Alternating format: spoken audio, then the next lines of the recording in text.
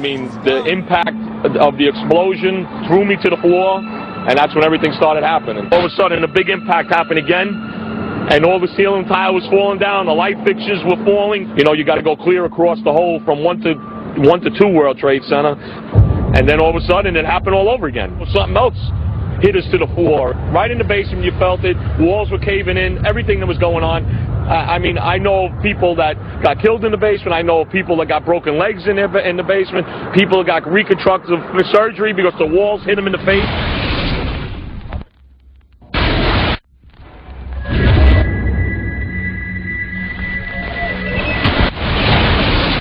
According to standard operating procedure, if an FAA flight controller notices anything that suggests a possible hijacking, the controller is to contact a superior. If the problem cannot be fixed within about a minute, the superior is to ask NORAD, the North American Aerospace Command, to send up or scramble jet fighters to find out what is going on. NORAD then issues a scramble order to the nearest Air Force base with fighters on alert. But although interceptions usually occur within 10 or so minutes, in this case, 80 or so minutes had elapsed before fighters were even airborne. It's a mind-bending anomaly. Not a single U.S. Air Force interceptor turns a wheel until it's too late. There are no jets at all. What if they were so confused and had been so deliberately confused that they couldn't respond? The reason that they didn't know where to go was because a number of conflicting and overlapping war game exercises were taking place. It involved the insertion of false radar blips onto radar screens in the Northeast Air Defense Sector. Center Team U, we have a problem here. We have a hijacked aircraft headed towards New York. We need someone to scramble some F-16s or something up there to help us out. Is this real world or exercise? Is this real world or exercise? There was another exercise, Vigilant Warrior, which was, in fact, according to a NORAD source, a live-fly hijack drill being conducted at the same time. With only 8 available fighter aircraft, and they have to be dispatched in pairs, they were dealing with as many as 22 possible hijacks on the day of 9/11, and they couldn't separate the war game exercises from the actual hijacks.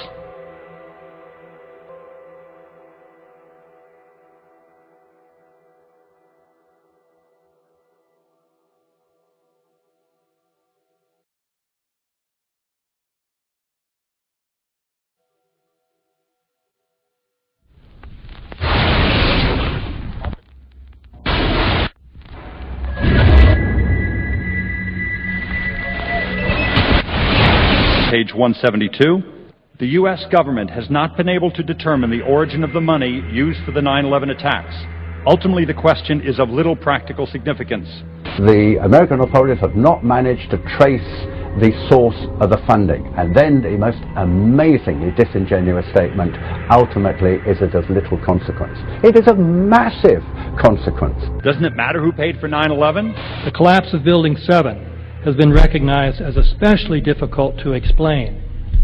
The 9/11 Commission report implicitly admitted that it could not explain the collapse of this building by not even mentioning it.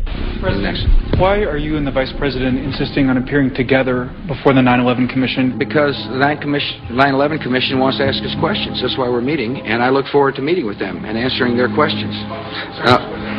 Why you're appearing together rather than separately, which was their request?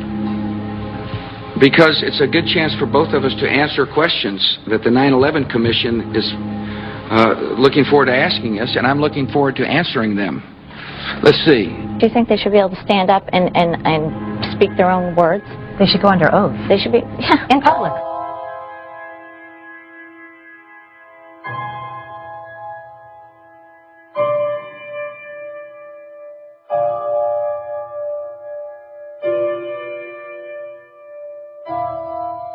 Don't you think that the families deserve to have a transcript or to be able to see what Adam, you said? you asked me that question yesterday. I got the same answer, yeah.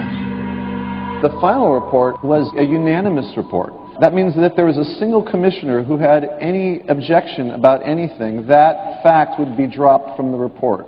We have found out that he not only served on the transition team of the Bush administration, that he was a person who wrote a draft memo for the setup of the Bush administration's National Security Council, that he was an individual who wrote the preemptive war strategy that was eventually used for the war in Iraq, that he is a close friend of Condoleezza Rice's.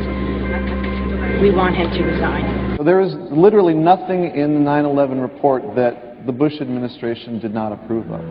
We can understand, therefore, why the Commission, under Zelikow's leadership, would have ignored all the evidence that would point to the truth, that 9/11 was a false flag operation intended to authorize the doctrines and funds needed for a new level of imperial mobilization.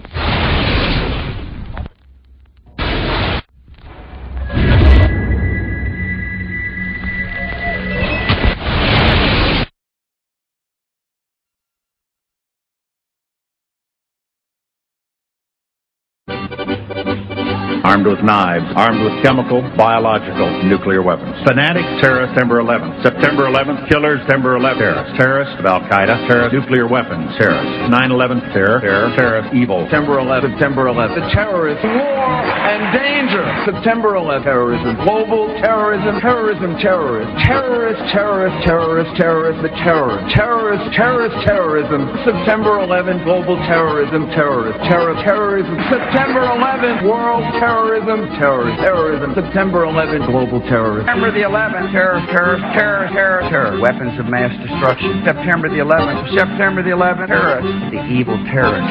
Terrorists, no. Terrorism. The words are hypnotically repeated. Terrorism, terrorist, terrorist threat, and of course, believed to be linked to Al-Qaeda. But it's the so-called war on terrorism that's in our faces practically 24/7 as the inescapable focus of our existence. One day, our grandchildren will look back on this time and ask, how was the war on terror won? The entire U.S. ruling class, ruling elite, comes to see terrorism as the preferred means, indeed the only means, to provide social cohesion, to provide an enemy image for the society to keep it together. According to neocon theory from Carl Schmitt, you have to have an enemy image in order to have a society. It's a very dangerous thing because now it means that the entire social order, the political parties, intellectual life, politics in general, all based on a monstrous myth. Monstrous myth.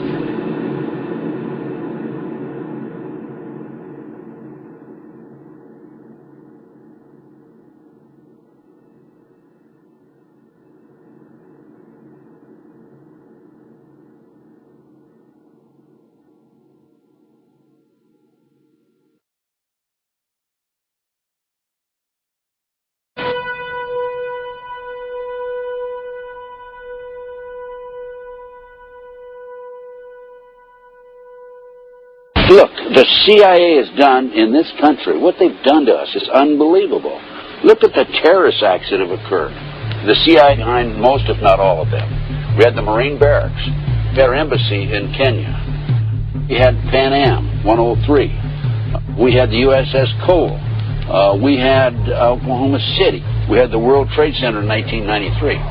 That helped the terrorists blow up the World Trade Center the first time. They built the bomb. They got the driver's license. The informant, the FBI informant, a fellow named Salam, a 43-year-old former Egyptian army officer, he was given the assignment to put the bomb together. And he went to his supervisor, his FBI supervisor, and said, we're going to put a dummy bomb in here, right? And the FBI supervisor said, no, we're going to put a real bomb.